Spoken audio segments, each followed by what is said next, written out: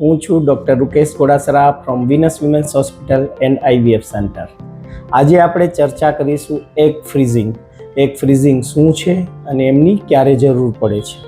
તો egg freezing એટલે કે સ્ત્રીના અંડાશયમાં જે એગ આપેલા હોય એટલે કે સ્ત્રી બીજ આપેલા હોય એને ફ્રીઝ કરવાની.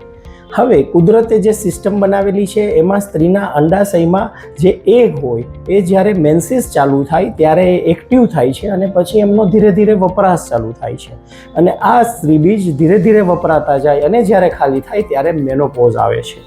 તો જે સ્ત્રીને એમના અંડાશય છે એમાં કોઈક એવી ગંભીર બીમારી હોય અથવા અંડાશયને ડેમેજ થવાની પોસિબિલિટી હોય અથવા એવી સિચ્યુએશન ઊભી થાય કે સ્ત્રી બીજ વહેલા ખાલી થઈ જાય તો એ પહેલેથી એ સ્ત્રી બીજને ફ્રીઝ કરાવે તો પછી ફ્યુચરમાં એમને જો સંતાન જોઈતું હોય તો એ સ્ત્રી બીજનો આપણે વપરાશ કરીએ આઈવીએફ ટેકનિકની મદદથી એમને પોતાના જ બીજની મદદથી આપણે સંતાન આપી શકીએ.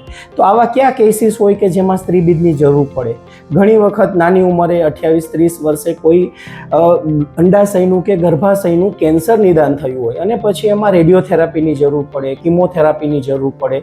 તો એવા કેસીસની અંદર આપણે અગાઉથી સ્ત્રી બીજ ફ્રીઝ કરીએ અને ફ્યુચરમાં આઈવીએફની મદદથી પ્રેગ્નન્સી પણ પ્લાન કરી શકીએ. ઘણા કેસીસ એવા હોય કે જે વર્કિંગ વિમેન હોય એમને હજી ડિસાઇડ ન કરેલું હોય કે મેરેજ ક્યારે કરવા છે અથવા એમને હજી પોતાની જોબની ઓપોર્ચ્યુનિટી ઘણી બધી દેખાતી હોય અને એમની એજ વધતી જતી હોય તો એ પણ નાની ઉંમરે પોતાના એગ ફ્રીઝ કરાવી શકે અને ફ્યુચરમાં જ્યારે મેરેજ થાય ત્યારે એમના ફ્રીઝ કરેલા એગથી પ્રેગ્નન્સી પ્લાન કરી શકે.